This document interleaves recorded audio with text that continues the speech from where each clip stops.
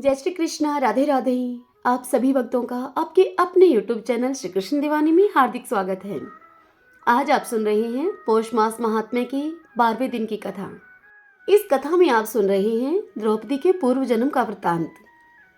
पिछले अध्याय में आपने सुना था जब उस बाला को, उस कन्या को दुर्वासा मुनि ने पुरुषोत्तम मास की महिमा बतलाई और उसे पुरुषोत्तम मास का सेवन और पूजन करने के लिए कहा, तब उसने इनकार कर दिया और कहा कि मैं शंकर भगवान की आराधना करूंगी, और उसने वैसा ही किया।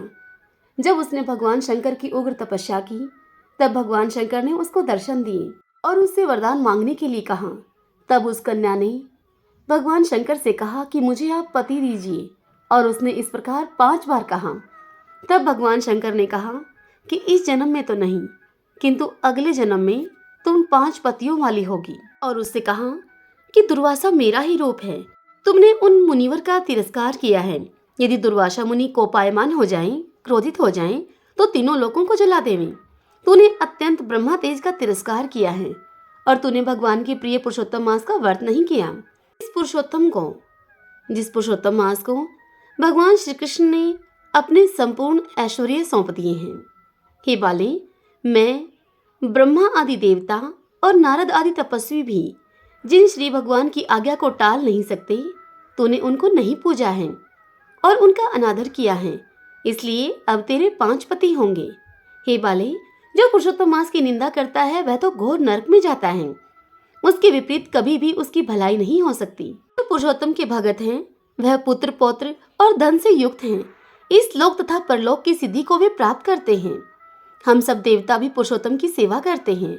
उस कन्या से ऐसा कहकर भगवान शंकर अंतर्ध्यान हो गए। अब वह बाला चकित रह गई। अब इससे आगे की कथा का श्रवण आज करेंगे।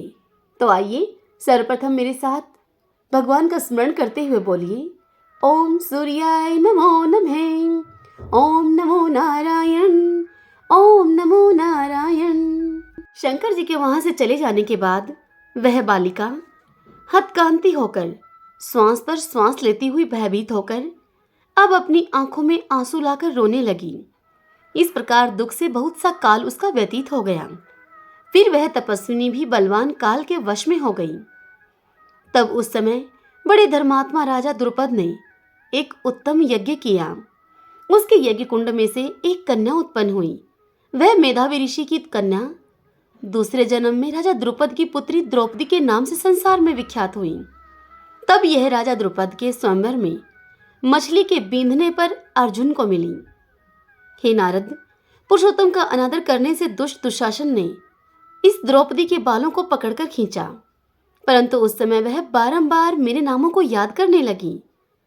श्री कृष्ण भगवान अर्जुन से इतनी बात बताकर आगे कहते हैं कि हे अर्जुन, यदि द्रौपदी को मैं भूल ही गया था तो भी मेरे को वह स्मरण आई, और हे राजन, मैं तत्काल ही गरुड़ पर चढ़कर आया और अनेक प्रकार से खींचे हुए चीर को इतना बढ़ाया कि दुशासन उसको खींचता हुआ अचेत होकर गिर पड़ा।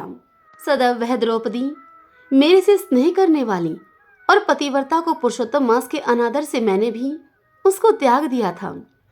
पुरुषोत्तम मास का तिरस्कार करने वाले को मैं भी गिरा देता हूँ, इसलिए सब प्रकार से पुरुषोत्तम मास ऋषियों और देवताओं को भी सेवने के योग्य है।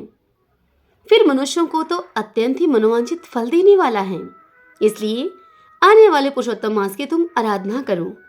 अब सब कुछ अच्छा ही होगा। श्री नारायण भगवान नारद मुनि से इतनी कथा सुनाकर आगे कहने लगे कि हे नारद, इस प्रकार श्री कृष्ण द्रौपदी और पांडवों को समझाकर द्वारकापुरी जाने की इच्छा से वे बोले। भगवान श्री कृष्ण युधिष्ठिर से कह रहे हैं कि हे राजन, अभी विरह से व्याकुल द्वारकापुरी को मैं जा रहा हूँ।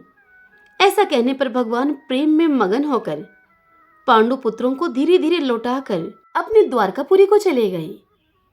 श्री नारायण इतनी बात बताकर नारद से आगे कहते हैं कि हे नारद, श्री द्वारकानाथ के द्वारका जाने पर युधिष्ठिर अपने भाइयों के सहित तप करते हुए तीर्थों में विचरण करने लगे।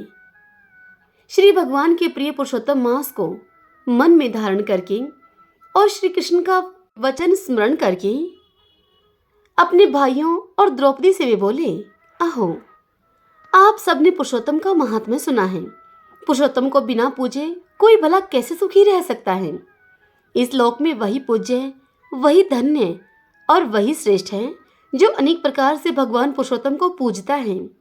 इस प्रकार सभी तीर्थों में विचरते हुए पुरुषोत्तम मास के प्राप्त होने पर विधिवत उस पुरुषोत्तम मास का व्रत करने लगे और 14 वर्ष व्यतीत हो जाने पर श्री कृष्ण भगवान की कृपा से एकंटक राज्य को प्राप्त हुए। इसी प्रकार सूर्यवंशी राजा दृढ़धनवा भी पुरुषोत्तम के सेवन से पुत्र और पौत्रों तथा अनेक प्रकार के सुखों को भोग कर योगियों को भी अति दुर्लभ भगवान के लोक को गए। हरि ओम तत्सत। ओम सूर्याय नमो नमः। ओम नमो नारायण। ओम नमो नारायण। आइए भक्तजनों, अब हम श्रीमद् भगवत गीता के 7वें अध्याय के ज्ञान और उपदेश का श्रवण करें। ओम श्री परमात्मने नमः। श्री भगवान अर्जुन से बोले, हे पार्थ, अनन्य प्रेम से मुझ में आसक्ति चित्त तथा अनन्य भाव से मेरे प्राण होकर योग में लगा हुआ, तो जिस प्रकार से संपूर्ण विभूति, बल, ऐश्वर्य आदि गुणों से युक्त सबके आत्म रूप मुझको संशय रहित जानेगा, अब तो उसको सुन। मैं तेरे लिए इस विज्ञान सहित तत्व ज्ञान को संपूर्णतः कहूंगा, जिसको जानकर संसार में फिर और कुछ जानने योग्य शेष नहीं रह जाता। हजारों मनुष्यों में कोई एक मेरी प्राप्ति के लिए यत्न करता है, और उन यत्न करने वाले योगियों में उनमें से भी कोई एक मेरे प्राण होकर मुझको तत्व से अर्थात यथा रूप से जानता है।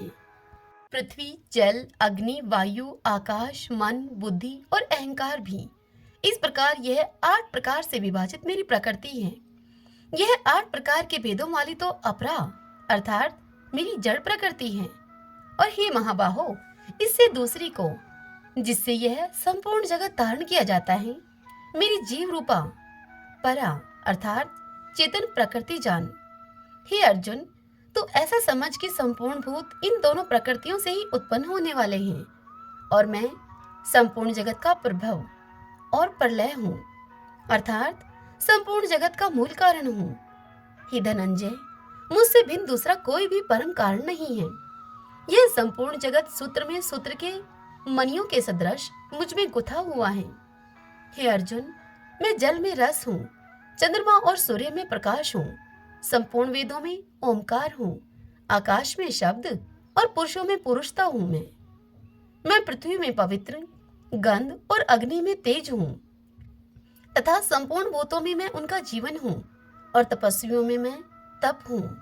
हे अर्जुन, तो संपूर्ण भूतों का सनातन बीज मुझको ही जान। मैं बुद्धिमानों की बुद्धि और तेजस्वियों का तेज हूँ। हे भरत श्रेष्ठ, मैं बलवानों का आशक्ति और कामनाओं से रहित बल अर्थात सामर्थ्य हूँ, और सब भूतों में धर्म के अनुकूल अर्थात शास्त्र के अनुकूल काम हूँ। और जो भी सतवगुण से उत्पन्न होने वाले भाव हैं, और जो रजोगुण से तथा तमोगुण से होने वाले भाव हैं, उन सबको तुम मुझसे ही होने वाले हैं, ऐसा जान। परंतु वास्तव में उनमें मैं और वे मुझ में नहीं हैं। गुणों के कार्य रूप सात्विक, राजस और तामस, इन तीनों प्रकार के भावों से यह सारा संसार प्राणी समुदाय मोहित हो रहा है। इसलिए इन तीनों गुणों से परे मुझ अविनाशी को नहीं जानता है, क्योंकि यह अलौकिक अर्थात अति अद्भुत त्रिगुणमयी मेरी माया बड़ी दुष्टर है। परंतु जो पुरुष केवल मुझको ही निरंतर भजते हैं, वे इस माया को उल्लंघन कर जाते हैं, अर्थात संसार से वे तर जाते हैं। माया के द्वारा जिनका ज्ञान हरा जा चुका है, ऐसे असुर स्वभाव को धारण किए हुए मनुष्यों में नीच दूषित कर्म करने वाले मूढ़ लोग मुझको नहीं भजते। हे भरतवंशियों में श्रेष्ठ अर्जुन, उत्तम कर्म करने वाले अर्थार्थी, आर्त, जिज्ञासु और ज्ञानी, ऐसे 4 प्रकार के भगतजन मुझको भजते हैं। उनमें नित्य मुझ में एक ही भाव से स्थित अनन्य प्रेम भक्ति वाला ज्ञानी भक्त अति उत्तम है, क्योंकि मुझको तत्व से जानने वाले ज्ञानी को मैं अत्यंत प्रिय हूँ, और वह ज्ञानी मुझे अत्यंत प्रिय है। ये सभी उदार हैं, परंतु ज्ञानी तो साक्षात मेरा स्वरूप ही है, ऐसा मेरा मत है।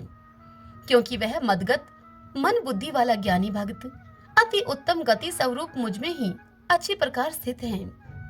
बहुत जन्मों के अंत के जन्म में तत्व ज्ञान को प्राप्त पुरुष सब कुछ वासुदेव ही है, इस प्रकार मुझको भजता है, वह महात्मा अत्यंत दुर्लभ है। उन उन भोगों की कामना के द्वारा जिनका ज्ञान हरा जा चुका है, वे लोग अपने स्वभाव से प्रेरित होकर उस नियम को धारण करके अन्य देवताओं को भजते हैं, अर्थात पूजते हैं। जो शकाम भगत जिस जिस देवता के स्वरूप को श्रद्धा से पूजना चाहता है, उस भक्त की श्रद्धा को मैं उसी देवता के प्रति स्थिर करता हूँ। वह पुरुष उस श्रद्धा से युक्त होकर उस देवता का पूजन करता है और उस देवता से मेरे द्वारा ही विधान किए हुए उन इच्छित भोगों को निसंदेह प्राप्त कर लेता है। परंतु उन अल्प बुद्धि वालों का वह फल नाशवान है तथा वे देवताओं को पूजने वाले देवताओं को प्राप्त होते हैं और मेरे भक्त चाहे जैसे ही भजें, अंत में वे मुझको ही प्राप्त होते हैं। बुद्धिहीन मनुष्य मेरे अनुत्तम परम अविनाशी भाव को न जानते हुए मन इंद्रियों से परे मुझ सच्चिदानंद घन परमात्मा को मनुष्य की भांति जन्म कर व्यक्ति भाव को प्राप्त हुआ मानते हैं। अपनी योग माया से छिपा हुआ मैं सबके प्रत्यक्ष नहीं होता, इसलिए यह अज्ञानी जन समुदाय मुझ जन्म रहित अविनाशी परमेश्वर को नहीं जानता, अर्थात मुझको जन्मने और मरने वाला समझता है। हे अर्जुन, पूर्व में व्यतीत हुए और वर्तमान में स्थित तथा आगे होने वाले सब भूतों को मैं जानता हूँ, परंतु मुझको कोई भी श्रद्धा भक्ति रहित मनुष्य नहीं जानता। हे भरतवंशी अर्जुन, संसार में इच्छा और द्वेष से उत्पन्न सुख दुख आदि द्वंद्व रूप मोह से संपूर्ण प्राणी अत्यंत अज्ञता को प्राप्त हो रहे हैं, परंतु निष्काम भाव से श्रेष्ठ कर्मों का आचरण करने वाले जिन पुरुषों का पाप नष्ट हो गया है, वे राग द्वेष जनित द्वंद्व रूप मोह से मुक्त दृढ़ निश्चयी भक्त मुझको सब प्रकार से बसते हैं। जो मेरे शरण होकर जरा और मरण से छुटने के लिए यत्न करते हैं, वे पुरुष उस ब्रह्मा को, संपूर्ण अध्यात्म को, संपूर्ण कर्म को जानते हैं। जो पुरुष अधिभूत और अधिदैव के सहित तथा अधियज्ञ के सहित अर्थात सबका आत्म रूप मुझे अंत काल में भी जानते हैं, वे युक्त चित्त वाले पुरुष मुझे जानते हैं, अर्थात वे मुझे प्राप्त हो जाते हैं। श्रीमन नारायण नारायण हरि हरि, भज मन नारायण नारायण हरि हरि।